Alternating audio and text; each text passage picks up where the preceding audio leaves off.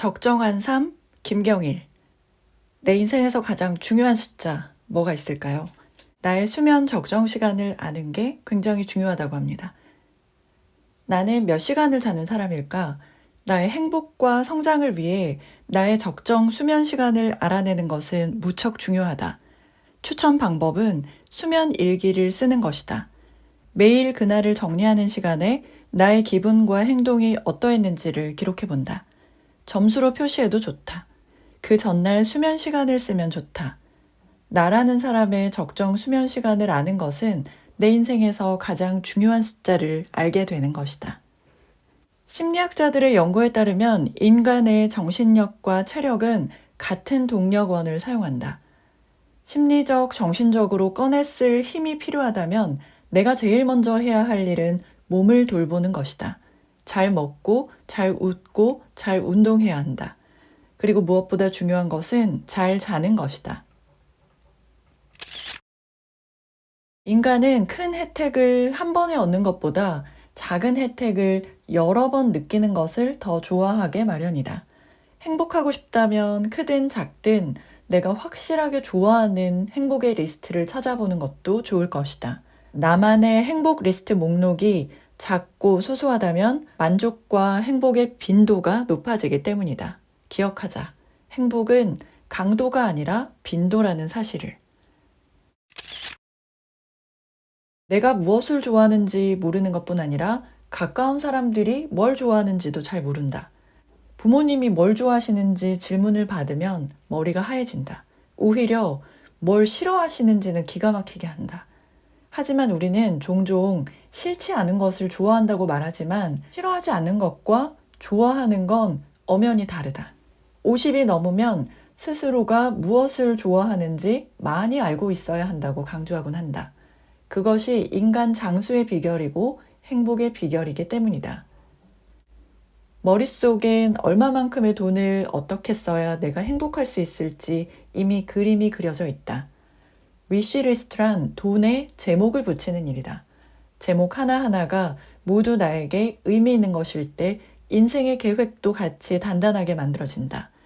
큰 돈에 대한 맹목적 욕망이 아니라 하고 싶은 일에 지혜롭게 쓸 때 가장 중요한 인생의 방향이 잡히게 될 것이다.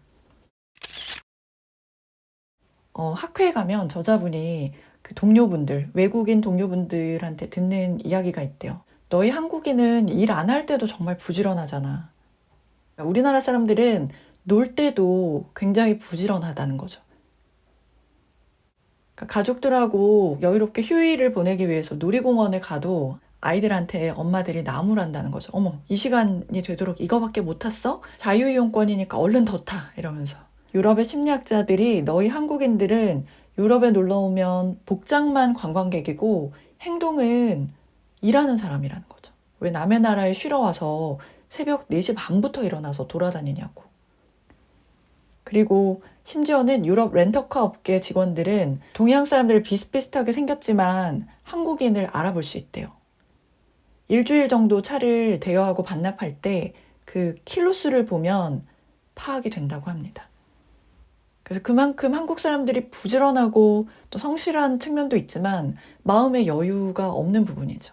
쉬러 가고 놀러 갔을 때에도 열심히 놀려고 하고 열심히 관광하려고 하는 그런 부분들이 외부의 눈으로 볼 때는 이게 좀 신기하게 느껴지는 부분인가 보더라고요. 장점으로도 볼 수 있겠죠. 그만큼 열성적이고 열정이 있고 에너지가 있고 그렇지만 한편으로는 참 조금 더 여유를 누릴 수 있었으면 좋겠다. 조금 더 편하게 보내는 시간도 가졌으면 좋겠다라는 생각도 들었습니다. 목적이 없는 대화의 힘. 우리 주변에 숨어있는 소시오패스를 쉽게 알아낼 수 있는 방법이 있다. 그들의 중요한 특징 중 하나가 자신의 이익과 관계없는 인간관계를 꺼리는 것이다. 용무가 있거나 이용해야 할 때는 정겨운 얼굴을 하지만 별일 없이 순수하게 안부를 묻는 연락은 귀찮아하게 마련이다. 쓸모없는 사람에게 내용 없는 연락이 오면 상대에게 모멸감을 줄 가능성도 상당하다. 내가 의미 없이 연락을 했는데 그 사람이 나에게 모멸감을 줄 정도로 행동한다면 그 사람과는 거리를 두는 것이 좋다라는 거죠. 그리고 목적 없이 그냥 서로 안부 묻고 지내는 그 연락 자체가 주는 위안도 있죠. 기쁨도 있고. 그리고 이렇게 사람을 분별해낼 수 있는 부분으로도 사용이 된다고 합니다. 우리나라가 지금 경제적으로 그 어느 때보다도 풍요로운 환경을 누리고 있는데 그게 또 역사적으로 볼 때 단기간에 이뤄졌죠. 그래서 사람들 마음속에 효율을 중요시하고 또 열심히 살고 이런 부분들이 또 있었기 때문에 어떻게 보면 가능하지 않았나.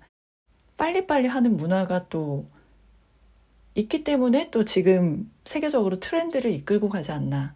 여러 가지 장점들이 있기도 하지만 한편으로는 그래도 행복하게 살아가는 그런 측면에서는 열심히 살되 또 나 자신을 좀 아껴줄 수 있는 그런 마음의 여유를 또 같이 챙겨가면 더 좋겠다라는 생각이 들었습니다.